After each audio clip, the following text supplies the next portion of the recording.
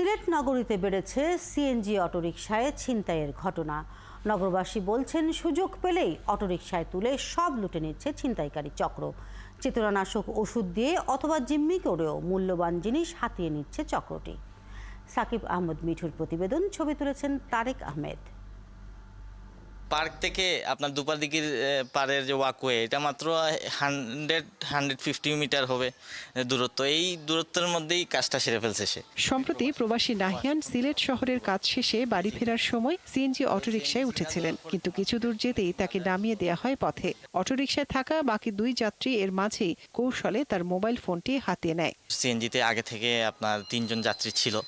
আমি উঠার পরে আপনার 1 মিনিট পরেই আমাকে বলতেছে, ভাই আমরা তো শাহপুরানের দিকে যাব না, আপনাকে আমরা নামিয়ে দিব। ওয়াকওয়ের গেটের সামনে আমাকে ব্রেক করে নামিয়ে দে সাথে সাথে সিএনজি চলে যাওয়ার সাথে সাথে আমার আপনার হেডফোন ব্লুটুথ লাগানো ছিল, তো ব্লুটুথে আপনার সিগন্যাল দিতেছে যে ফোন ডিসকানেক্টেড হয়ে গেছে।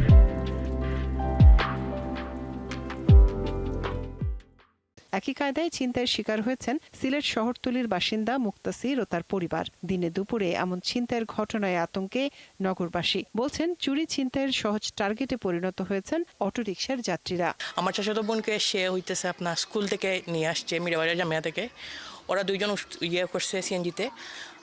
এক পর্যায়ে সাইফা সামিটের সামনে ওরে সিএনজি থেকে নামিয়ে দেয়। নামার সাথে সাথে দেখে ওর পকেটে মোবাইলটা নাই। সিলেট নগরীর 27টি ওয়ার্ডে লাগানো পুলিশের সিসি ক্যামেরা মনিটরিং করা হয় কোতোয়ালি থানার কন্ট্রোল রুম থেকে। এখানে থাকা পুলিশ সদস্যরা জানান, নগরীর বন্দর বাজার, ধোপা দিঘির পার, সোবাহানি ঘাট, উপশহর রোডে ছিনতাইয়ের ঘটনা বেশি ঘটছে। বন্দর না নিয়ে অন্য কোনো রাস্তার দিকে নিয়ে যায়, বলবে যে সরি আমি আর বন্দরের দিকে যাচ্ছি না, ততক্ষণে আপনার পকেটের টাকাটা নিয়ে যায়।